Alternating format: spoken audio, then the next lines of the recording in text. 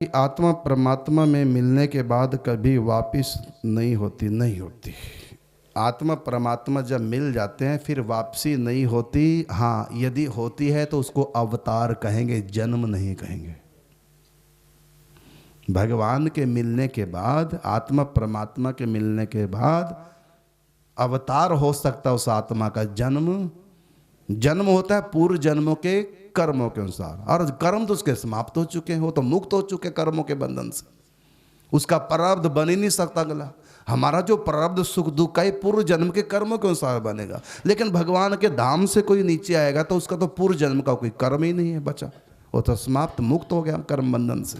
तो फिर प्रारब्ध कैसे, उसका सुख दुख कैसे भोगेगा? इसलिए उसका जन्म नहीं। जन्म होता है कर्मों के कारण से, और अवतार होता है कृपा के कारण से। जीवों का उद्धार करना है, जीवों का भला करना। इसलिए भगवान के धाम से नित्य मुक्त आत्माएं और बद्ध मुक्त आत्माएं ऊपर से नीचे अवतार लेके आते हैं, उसको अवतार कहेंगे, जन्म नहीं कहेंगे।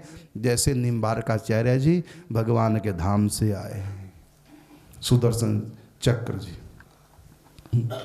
जैसे उदाहरण के रूप में हरि व्यास जी हमारे गुरु प्रमोद संत हरि प्रिया सखी आई है अवतार लेकर।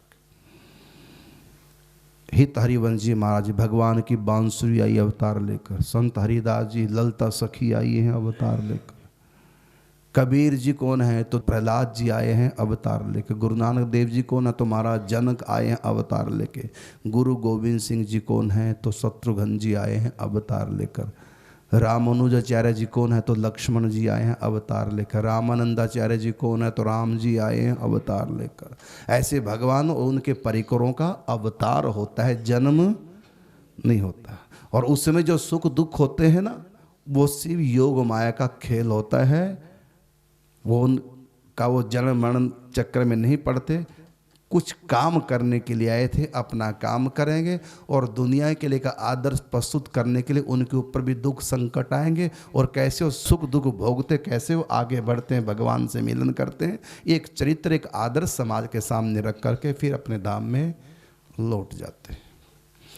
उनके अंदर ज्ञान इतना होता है अवतारी महापुरुषों में, सुख दुख तो उनके जीवन में भी आएंगे लेकिन वो उससे प्रभावित नहीं होते। और एक समाज को चरित्र दे करके, आदर्श प्रस्तुत करके, कोई नाम जप का आदर्श, कोई तपस्या का आदर्श, गृहस्थ भी बन सकते हैं और विरक्त भी बन सकते हैं अवतारी महापुरुष। जैसे वाल्मीकि जी आए तुलसीदास जी के रूप में, ऐसे तो आत्मा परमात्मा में मिलने के बाद कभी वापस नहीं आती। तो भगवान ने गीता में कहा यद गत्वा न निवर्तन्ते तद धाम परमम, जो मेरे धाम में आ चुके हैं फिर वापस लौट के नहीं आते। तो लौट के जो आते हैं उसको लौटना नहीं कहते, वो माया में नहीं आते, माया के बंधे जीवों के लिए आते हैं। जैसे जेल में जेलर होता है कि नहीं होता? कहाँ होता है वो? उसमें जो और सरकारी अधिकारी कर्मचारी होते हैं जेल के अंदर जो काम करते हैं, वो भी तो जेल में ही होते हैं। और एक जो जेल की सजा पा रहा है वो भी जेल में। तो दोनों ही जेल में हैं, लेकिन एक को जेल का एहसास होता है कि मैं बंधन में हूँ, और एक को एहसास नहीं होता कि मैं जेल के अंदर बंद हूँ ना, हो तो फ्रीडम, आज़ाद है होता। इसी प्रकार ये संसार जेल है। इस जेल में भगवान के सरकारी अधिकारी मतलब आ सकते हैं, लेकिन अपने काम के लिए आते हैं, वो कोई बंधन में माया के नहीं होते।